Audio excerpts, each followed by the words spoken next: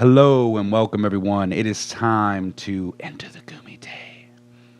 I'm joined today by our technical engineer, the 940 Ninja himself, Sean Myers.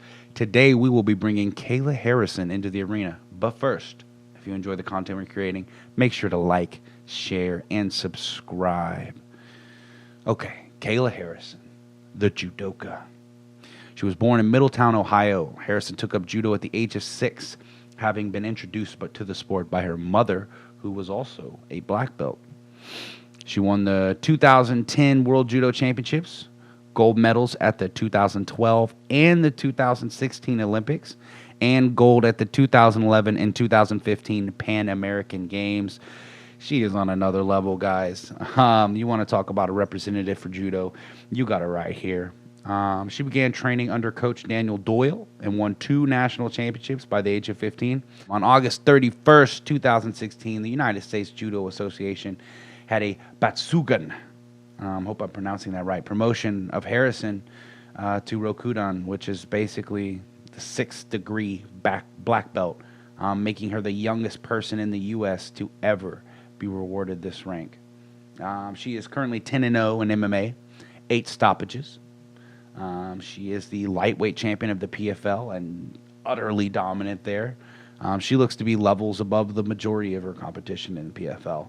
There's kind of a bit of a rivalry with Larissa Pacheco, but from what we've seen thus far, Kayla Harrison is she dominated her last time. So we'll see if that's actually a rivalry or if she's just the next closest thing to Harrison's level. So let's get into her grappling. Let's put her into the spotlight of the arena, because grappling is that's her go-to. That's how she's been winning fights and dominating. She cuts through guards like butter, and she's really good at getting and maintaining that crucifix position.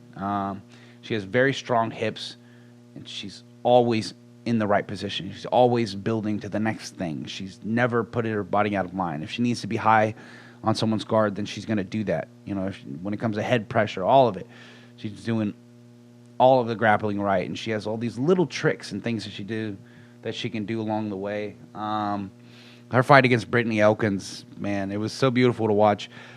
She went for an armbar. Elkins did a really good job at not letting her roll her over, and then Harrison takes her foot and wraps her ankle around the back of her neck and then rolls her over through that and then ends up getting that armbar. Absolutely beautiful. She has so many little quirky things that she does to give her the advantage and gain some leverage in grappling positions. She has very many different ways to effectively wrap up an armbar. She can snag it from mount, from the back, from side control, and in that crucifix position that I was talking about, and from the bottom, even though she's rarely on her back. Yeah, she is deadly with that armbar. That is just a judo thing. Kind of reminiscent of the Ronda Rousey days. And even against the highest competition, you know, she can snag that armbar from anywhere. She has a crazy strong double leg takedown. This is really good to see from a judoka. The fact that she is constantly working on a wrestling offense. Many judo fighters don't work enough on their single and double leg takedowns and kind of lean on their trips and hip throws. I feel like on the highest level, though, most throws and trips are not going to pay off. Most of the high-level fighters, you know, who are learning takedown defense and learning those slippery get-ups, you know, they learn how to readjust their base when you go for a trip, and they don't let you get in that perpendicular position to really get a good hip throw. But yeah, if she can keep working on her wrestling offense, she can make sure to take the fight where she wants it and doesn't end up getting stuck on the feet. Now, as for her striking, she throws a lot of feints on the feet. She does not like to be the one to open up. She tries to bait out a big shot of her opponent so she can either land that big left overhand or shoot in for a double leg. I like that she doesn't get too overzealous on the feet or overestimate her abilities in striking. I feel that was a downfall of Ronda Rousey. She is a southpaw, which makes her an even more difficult person to prepare for those orthodox strikers who don't want to get taken down. She can grab that lead leg with her lead hand, making it a bit easier to grab and start working for a takedown. But when she grabs a leg, man, she explodes through and really drives right through her opponent. But with her feints and her head movement, it's really hard to figure out where she's going to be, making her very hard to hit, especially making her hard to hit with those big shots that you're trying to take her out with. She has very powerful kicks. She likes to kick across to the inside lead leg or throw those outside calf kicks. Those calf kicks are in the game, and they are legit. She doesn't get too crazy with her kicks, though. She knows her strengths, and it is not head kicks or anything spinning. She's very responsible with her offense and her defense. Future plans. Her contract had just recently ended with PFL, and she says the allure of the UFC is getting to her. She says she prefers the fighting format of the PFL structure much more like a sport rather than a show like the UFC with a bunch of individual components all looking out for their own best interest. But she is tired of nobody giving her that proper credit on potentially being the best in the world. The UFC has done a really good job at convincing the public that the best fighters in the world are the champions of their organization. She will likely be coming to the UFC after this lightweight bracket tournament that the PFL is currently putting on. She just got a win over Cindy Dandois, an armbar first-round finish.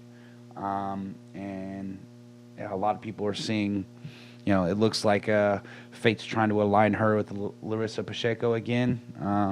But yeah, after that, I think she's going to sign a UFC contract. She's talking about it in some of her interviews. Unfortunately, the UFC does not have a lightweight division, a lightweight women's division. I don't know if she'll be able to make featherweight, but we'll have to find out because the UFC is not going to be adding a lightweight division because they barely have a functional featherweight division. If she can make that weight, it'll definitely give the featherweight division the excitement that it's been needing. The big question is, how does she match up with Amanda Nunes? I think if she can take Nunes down, Nunes is going to be in for a long night. Nunes does not have the best cardio when someone's taking the fight to her. Nunes will definitely need to change up how she's been fighting lately. Lately, she's just been walking up to everyone and throwing bombs. Nunes is going to need to stick to straight punches and uppercuts because Harrison will be looking to dip underneath something to go for that double leg. At the end of the day, this is all speculative, but I think it would be a very close fight and could go either way. There are all kinds of other components that I could go into from here, but I like to keep the video somewhat relatively short and sweet. Get ready to welcome Kayla Harrison to the UFC, guys. She's going to be a very necessary addition to the UFC featherweight division. I see that division getting a full-on revamp of energy and questions, controversy. Nunes has been so dominant that the rest of the division is somewhat stagnated. I'm personally excited to see where she goes from here. I'd like to thank you for entering the Kumite with us here today, guys. Remember to like, share, and subscribe. Remember, this is not a sport. You don't play fight.